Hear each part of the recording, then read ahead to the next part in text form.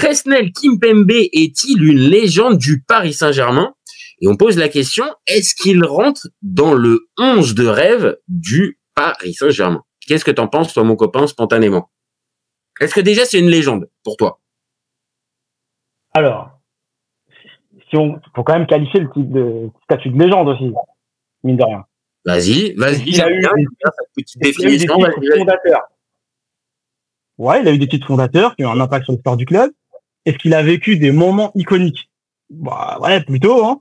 Ah ouais, Il a fait des matchs qui marquent quand même la mémoire collective. On se rappelle de sa prestation contre le Barça quand il y a eu 4-0, où il avait été monstrueux, même en Ligue 1. Enfin, en Ligue 1, j'ai un tacle rageur là contre le LOSC là qui me reste encore en tête. Enfin, plein d'images comme ça.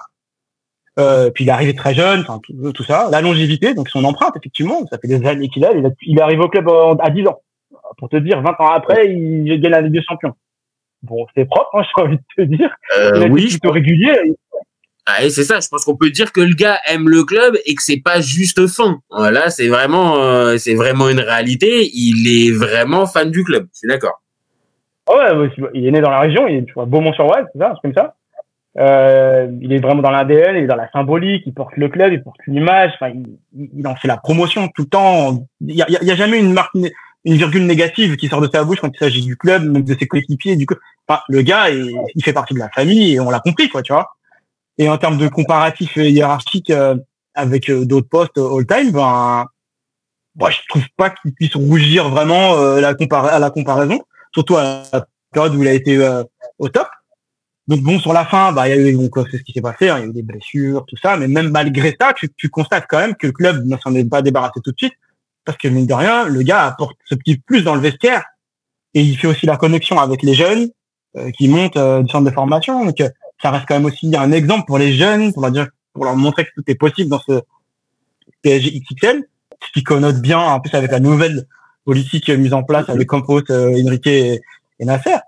Donc c'était vraiment un pion stratégique quelque part dans l'organigramme du PSG, de l'équipe sur le plan sportif et je pense du coup politique quelque part, hein, parce que c'est un bel ambassadeur. Ouais, pour toutes ces raisons-là, pour moi, ouais, c'est une légende du PSG. Enfin, tu pars de tout petit, ton rêve c'est là, tu vas au bout de tes rêves, voilà quoi. Là, vu ce que tu viens de me faire comme description, j'avoue que je vais avoir du mal à pouvoir contredire le fait que ça soit une légende. Parce que là, tu as mis tous les arguments nécessaires, le palmarès, l'histoire, les matchs iconiques, on va dire les vrais souvenirs qui arrivent direct en tête. Oui. Alors après, évidemment, cette question-là, est-ce que c'est une légende du PSG? Je pense que on est obligé de la poser, mais elle va être assez rapide à trouver. Oui, parce que pour toutes les raisons que tu viens de dire, et je te rejoins, ah oui, pour tout ça, il mérite ce statut de légende du PSG. Donc, allez, allons directement, on va dire, dans le cœur du sujet.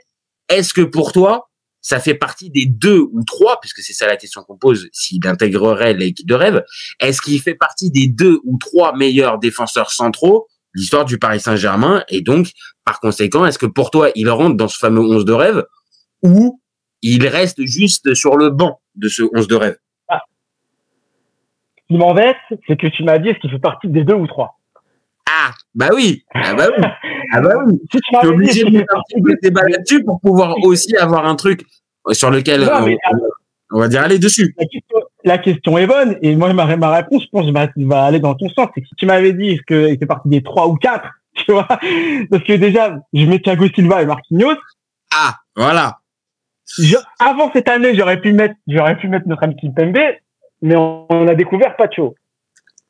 Alors là, pauvre Kimpembe. Parce que là, si là on fait passer Pacho, on va dire au-dessus de la hiérarchie. Bon, alors là, on a notre réponse directe. Non, attention. Parce que justement, je trouve que ta question elle est intéressante parce que de base, tu dis est-ce que c'est une légende du club et ensuite tu as posé la question est-ce que tu le fais rentrer dans ton 11 titulaire? Tu peux être une légende, mais pas forcément dans le 11 titulaire. Ça veut pas dire que t'es nul, que tu reprendrais, mais c'est juste qu'il y a des joueurs qui ont un potentiel de football. Enfin, moi, perso, Pacho, il m'a impressionné. Donc, c'est sa première grosse saison à ce niveau-là. S'il nous en fait 3-4 comme ça encore derrière, Bah, quand tu me demandes dans les 2-3, bah forcément, Kimpembe, il va pas être dedans, hein, je pense, où il sera quatrième, parce qu'il y a encore le choix du cœur qui est là, qui te fait remonter, qui te fait gagner des points dans le classement, mais ouais, ça, c'est un peu le fond de la pensée, tu vois. Enfin, je sais pas toi ce que t'en penses. Ah, moi, j'ai pas la même sensibilité, on va être très clair. Toi, t'es supporter du Paris Saint-Germain depuis des années. Moi, je suis supporter de l'OM. Donc, forcément, on n'a pas les mêmes appréciations pour le dossier Kimpembe. Maintenant, c'est ce qu'on essaie de faire à chaque fois. On essaie d'être le plus honnête possible quand on fait ce type de débat. Moi, spontanément, t'as bien résumé la question de la légende. C'est assez vite répondu. Il n'y a pas de vrai débat. Par contre, sur sa place dans le 11 de légende, et quand je pose la question, est-ce qu'il fait partie des 2 ou 3 meilleurs défenseurs centraux? Tu as répondu déjà. Pour moi, Marquinhos et Thiago Silva, de par leur histoire et pour plein d'autres choses similaires à Kimpembe, ils sont dans la même catégorie, voire même au-dessus. Thiago Silva pour l'aura et Marquinhos pour l'ensemble de son œuvre, avec en plus le brassard de capitaine pour remporter la Ligue des Champions. Donc pour moi, ces deux-là, déjà, c'est compliqué. Après, à quelle place on va mettre pour pareil, il a des anciens comme un mec comme Paul Le Guen, par exemple, qui a été un défenseur énorme du Paris Saint-Germain. Est-ce qu'on considère que ces mecs-là, on va dire, ils sont dans la même cour qu'un Kimpembe, ou vu que le Paris Saint-Germain a grimpé ces dernières années, bah forcément le niveau de ce PSG-là fait qu'un Kimpembe est peut-être plus haut. Moi, spontanément, j'ai envie de te dire qu'il est en dessous de ces deux-là, Thiago et Marquinhos. Par contre, il y a match avec tous les autres. T'as parlé de Pacho, même si c'est qu'une seule saison. C'est vrai, la saison, elle est extraordinaire. Ouais. Donc, forcément, il peut rentrer dans le game. Paul Le Guen, pour moi, ça pareil, ça fait partie des gars qui sont majeurs. Après, dans la période des années 2000, bon, j'ai moins de gars majeurs. J'ai un Mario Yepes, mais Mario Yepes, il va pas être considéré comme une légende, tu vois, du PSG à ce niveau-là pour entrer dans le 11 de rêve. Donc, il est à ce niveau-là, et peut-être que ce qui lui a manqué, et là pour le coup c'est pas de sa faute, mais c'est les blessures depuis quelques saisons et le fait de moins le voir. Ouais, c'est vrai, c'est ce qui permet aussi un peu de nuancer une analyse concernant Kimpembe. Il y a eu des blessures importantes, donc moins de volume que les moments défensifs, que les mouvements défensifs du club, comme on disait. Ni de rien, il a eu dans sa carrière, je vois 61 jaunes, tête rouge. Alors, est-ce qu'il a payé aussi le coup émotionnel sur certains matchs chauds? On se souvient, alors aussi, le pauvre, ça lui a collé un peu la peau de ce coup franc de Rashford au Parc des Princes avec la main, qui donne penalty. Scénario catastrophique. Malheureusement, ça lui a collé un peu à la peau pendant un certain temps et ça a dû travailler dans son esprit, le pauvre. Voilà, c'est des choses qu'on va rattacher au personnage, mais je vois pas d'autre manière de nuancer, tu vois, quelque part, parce qu'il est tellement positif dans tous les sens du terme, en fait. C'est quelqu'un de solaire quelque part, tu vois. Ah oui. J'ai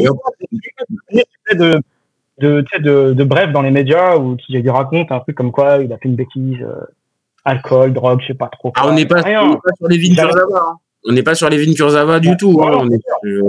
On est sur un gars. Alors après, oui, on a Serge par exemple qui est sur la chaîne, qui nous dit souvent que Kimpembe ces dernières années il a plus été DJ que joueur du Paris Saint-Germain. Mais alors peut-être que oui, ça peut être rigolo sur la phase. Maintenant, sur le fond, cette légitimité là qu'il a acquis dans ce PSG, personne peut lui enlever. Et ok, on a bien vu que physiquement, il était plus en capacité de pouvoir faire des saisons à 40, 50, 60 matchs. Maintenant, on l'a dit, il reste important dans le vestiaire. Et quelle place il a dans cette victoire du Paris Saint-Germain en Ligue des Champions? Évidemment, peut-être bien moins que d'autres titulaires, que l'entraîneur, que tout ça. Mais pour moi, il a participé aussi. Donc, c'est aussi pour ça qu'on pose cette question. Kimpembe au Paris Saint-Germain, ça peut pas être balayé d'un revers de main, je pense. Non, mais c'est ça. Comme on dit, hein, quelque part, une légende, ce n'est pas qu'un palmarès, c'est une histoire d'appartenance. Tu vois. Et Kimpembe, du coup, bah, c'est le PSG quelque part de la cour d'école à la C1. Je suis même pas étonné qu'après ils viennent se reconvertir se reconvertir, comment dire, dans l'organigramme du club parce que là on est parti au club, quoi, tu vois. Là on est parti sur un gars qui normalement va s'engager avec un club du Qatar. Bon, on a compris que c'est plutôt une espèce de porte de sortie, un peu comme pour Marco Verratti, et que les portes du club, globalement, seront toujours ouvertes pour ce type de joueurs-là, iconiques, qui ont passé du temps et tout ça. Donc pour moi, oui, t'as raison. Ce serait pas étonnant que dans quelques années, on voit un Kimpembe qui attaque le stade du PSG. Ouais, ce serait logique, hein, quelque part, hein, parce qu'il connaît toutes les arcanes du club, de l'école de foot jusqu'au plus haut niveau. Hein. Donc je trouve même plutôt bon communicant dans les interviews. Donc tu vois, il a plein de choses à transmettre en fait. Ouais, et puis on oublie hors PSG, et ça reste aussi un mec qui est champion du monde 2018. Donc enfin c'est qu'on va dire. Clairement, on en a même pas parlé. Ouais. Non, mais parce que là on a sur le PSG. Donc forcément, on s'arrête sur la Ligue des Champions, sur les titres, tout ça. Mais ça reste un gars qui était et pas Adil Rami. Hein. On parle pas d'un gars qui a fait 0 minutes de temps de jeu et qui était plus là en tant pas comme coiffeur, mais vraiment s'il y avait eu un blessé entre Varane ou Umtiti pour un match important, le premier qui sortait du banc, c'était Kimpembe. Donc il a ça aussi pour lui. Vraiment, la carrière est belle. Le statut de légende du PSG. Bon, maintenant, pour vraiment trancher, bon, ce 11 de légende, il y passe ou il reste sur le banc? Malheureusement, non. Pardon, Presnel, si tu m'entends. Je t'aime beaucoup. Mais pour les raisons que j'ai évoquées, il y a quelques joueurs avant toi qui ont un niveau supérieur. Je te mets sur le banc de touche, il n'y a pas de problème. Mais quoi qu'il arrive, tu es une légende pour nous. Et si je te pose la question, si par exemple là maintenant tu devais déterminer le meilleur défenseur central du PSG, c'est plutôt quoi? Plutôt Thiago Silva ou plutôt Marquinhos? Ah, bah, je dirais Marquinhos parce qu'il a réussi à vaincre son signe indien. Bah ouais. Tu vois? Thiago Silva, ça aurait pu avant la Ligue des Champions, j'aurais pu en entendre. Mais maintenant que la Ligue des Champions a été remportée et il a été de toutes les soirées cauchemars, Marquinhos, il s'en est bouffé vraiment. Lui, il en a bouffé vraiment. Donc ouais, pour moi, Marquinhos. Il a fait quelques boulettes à certains moments. T'as dit quoi? Il a fait quelques boulettes à certains moments. Il en a fait aussi quelques boulettes à certains moments et c'est pour ça que je te dis, il a réussi à vaincre son signe indien là. Et non, c'est bien, tu vois, autant d'abnégation. Et de volonté de vouloir continuer, tu vois, dans l'effort, à ce poste, toujours, au club, se remettre en question tous les ans, avoir toujours cette rage de vaincre. Bah, c'est inspirant, quoi. Hein. C'est inspirant. Et mine de rien, Thiago Silva, dès qu'il part, il gagne la Ligue des Champions avec Chelsea. Hein. Oui, il la gagne pas avec le PSG, il faut toujours préciser. Et que, bien évidemment, le résultat, enfin, de Thiago Silva au Paris Saint-Germain, c'est positif, c'est ultra positif même. Ouais. Mais il y a ce truc-là, il a participé à la remontada, il y a quelques petits trucs. Marquinhos, c'est vrai, là où c'est fou, c'est que il y a toutes ces, pareil, ces soirées cauchemars, mais quand tu le vois, et pourtant Dieu sait que je suis pas supporter du Paris Saint-Germain, mais quand tu le vois à 88 ou 89e minute du match contre l'Inter, qu'il a les larmes aux yeux et que tu sens que le gars, il est pris par ça. Il y a tout qui remonte, là. Voilà, là, à mes yeux, pour moi, c'est ça la définition d'un mec qui aime qui aime son sport, qui aime son métier, qui aime son club, qui aime l'équipe dans laquelle il joue. Il est pris par des émotions avant même de soulever le trophée. Donc oui, pour moi, pareil, je suis pas le meilleur pour juger ça, mais pour moi, Marquinhos, oui, c'est le meilleur défenseur de l'histoire du PSG. Là, c'est bon, on remballe tout. Belle histoire parce qu'il arrive jeune en plus de la Roma, tu vois. Mais ouais. Belle histoire. Donc, il a été convoqué quelques fois, il est resté. Donc, au final, notre ami Kimpembe, légende, 11 de rêve, il est là sur le banc, il coupera quelques oranges et pourra rentrer s'il y a besoin. Mais par contre, la place de titulaire, bon, on aura essayé Presnel, mais malheureusement, tu restes là. Mais par contre, t'es dans le groupe. Comme d'habitude, t'es dans le groupe. Ouais, t'es dans le groupe. Il va devoir faire attention à Pacho, parce que Pacho est bien placé. Un petit proche avant de rentrer sur le terrain, je sais pas. Après, il se débrouille dans le vestiaire. Ah tiens, toute dernière question. Toi, t'aurais fait quoi? on va dire la fin de l'histoire comme ça se termine avec le transfert au Qatar, ça te va? Ou une dernière saison au Paris Saint-Germain, t'aurais pris? Parce que il lui restait encore un an de contrat encore. Ouais, c'est vrai, mais je pense que lui aussi, il avait terriblement joué. Et c'était peut-être pas lui rendre service de rester là et de ronger son frein, quoi, tu vois. Si on n'avait pas gagné la Ligue des Champions, je t'aurais dit, ouais, bon, donnons-lui cette chance, tu vois, de vivre encore un moment. Mais là, c'est bon, tu vois, si tu veux, il a vu la fin du film, là. On sent le supporter parisien, il est alors pas, il est pas blasé, mais on sent que voilà, il y a quelque chose qui lui a été donné et on le sent moins revendicatif, moins en colère. Et là, on le sent plus apaisé. Je sais pas, je te vois mon copain là, je te sens apaisé. On est bien, on a gagné la Ligue des Champions, on a failli être champion du monde, c'est pas ça. On a tout fait dans l'année. Après, bon, on a été rendre visite à Tottenham, tout ça. Dans quelques mois, il y aura la possibilité de redevenir champion du monde des clubs. Ah, c'est dur. Ouais, mais je pensais que tu reparlais pour la Ligue des Champions. Ouais, bon, pourquoi pas. Hein.